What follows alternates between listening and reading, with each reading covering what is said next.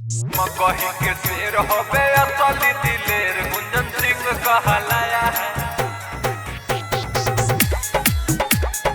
मगही के शेर होबे असली दिलेर। मिक्स बाय प्रेम निराला यादव। अरे झूठो के आशीषवा रोशनवा कुंदनवा घमंड दिखाया है रे भाई। अरे झूठो के आशीषवा रोशनवा कुंदनवा घमंड दिखाया है। मगही के शेर होबे असली दिलेर गुंजन सिंह कहलाया है। मगही के शेर होबे असली दिलेर गुंजन सिंह कहलाया है। मगही के शेर होबे असली दिलेर गुंजन सिंह कहलाया है।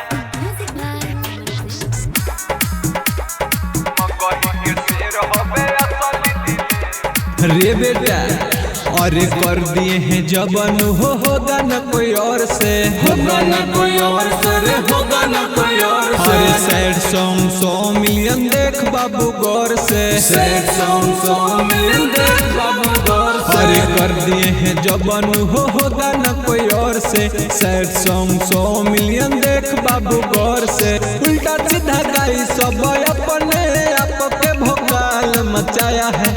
मगही के शेर होबे असली दिलेर गुंजन सिंह कहलाया है। मगही के शेर होबे असली दिलेर गुंजन सिंह कहलाया है।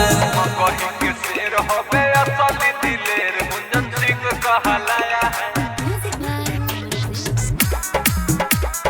मगही के शेर होबे असली दिलेर। और सुन और जब से आया मार्केट में गरदा उड़ैले है, गरदा उड़ैले है रे, गरदा उड़ैले है। अरे ई है एक तरफा गाना बजैले, अरे ई है एक तरफा गाना बजैले। अरे जब से आया मार्केट में गरदा उड़ैले है, ई है एक तरफा गाना बजैले है। धीरे सर में गाई गाना सोशल मीडिया पर सबको बताया है।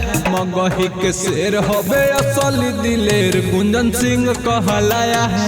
मगही के शेर होबे असली दिलेर गुंजन सिंह कहलाया है।